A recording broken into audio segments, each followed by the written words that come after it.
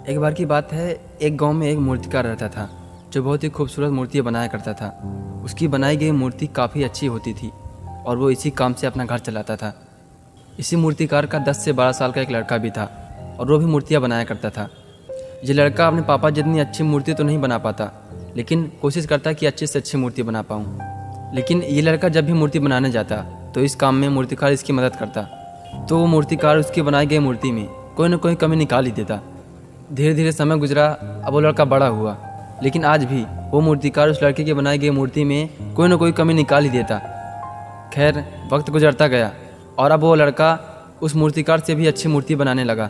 काफ़ी सारे लोग उसकी बनाई गई मूर्तियों की प्रशंसा करने लगे और अब उसकी बनाई गई मूर्ति लोग ज़्यादा खरीदने लगे और अब उसके पापा की बनाई गई मूर्तियों को कोई नहीं खरीदा करता।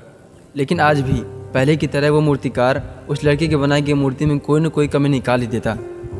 पहले तो ये लड़का मूर्तिकार की बातों को गौर से सुनता और मूर्ति में जो कमी रहती उसको पूरी करने की कोशिश करता। लेकिन आज वो लड़का मूर्तिकार से नाराज़ होने लगता है, क्योंकि आज भी उस लड़के की इतनी अच्छी मूर्ति बनाने के बावजूद भी वो मूर्तिकार कोई ना कोई कमी निकाल ही देता और ये बात उस लड़के को ज़रा भी अच्छी न लगती।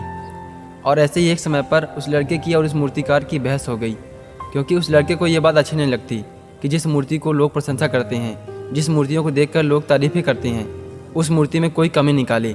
लेकिन अब बहस के बाद वो मूर्तिकार उस लड़के की बनाई गई मूर्ति में कोई भी कमी नहीं निकालता।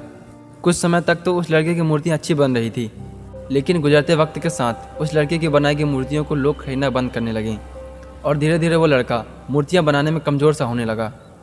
और अब वो लड़का मूर्तियाँ तो अच्छी बनाता, लेकिन उसकी मूर्ति को कोई खरीदने के लिए तैयार ही नहीं होता। खैर, धीरे धीरे वक्त गुजरता गया और अब वो लड़का मूर्तिकार के पास गया और उनसे माफ़ी मांगी। हालांकि वो मूर्तिकार उस लड़के की भावनाओं को समझ गया था। उस लड़के को उस मूर्तिकार ने अपने पास बिठाया और समझाया कि देखो, जब तुम मूर्तियाँ बनाया करते थे तब तुम्हारी मूर्ति में कमी ना होने के बावजूद भी मैं कोई न कोई कमी निकाल ही दिया करता था, और इसी की वजह से मूर्ति में कोई कमी हो या फिर ना हो, तुम मूर्ति को और भी बेहतरीन बनाने में कोशिश किया करते थे।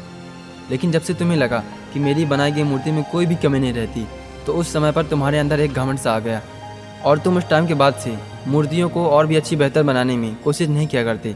और धीरे धीरे तुम्हारे हाथों में जो मूर्ति बनाने की कला थी वो विलुप्त सी होती गई और तभी ही तुम्हारी मूर्तियों को लोग खरीदना बंद कर दिए। हमारी ज़िंदगी में ठीक ऐसा ही होता है। जब तक हम अपनी गलतियों को पहचान कर आगे बढ़ते हैं और खुद के द्वारा किए गए गलतियों को सुधार करते हैं, तभी ही हम कुछ बेहतर कर पाते हैं। इसीलिए हमें ज़िंदगी के हर मोड़ पर बेहतर सफलता पाने के लिए हमारी कमियों पर काम करना बहुत ही ज़रूरी है।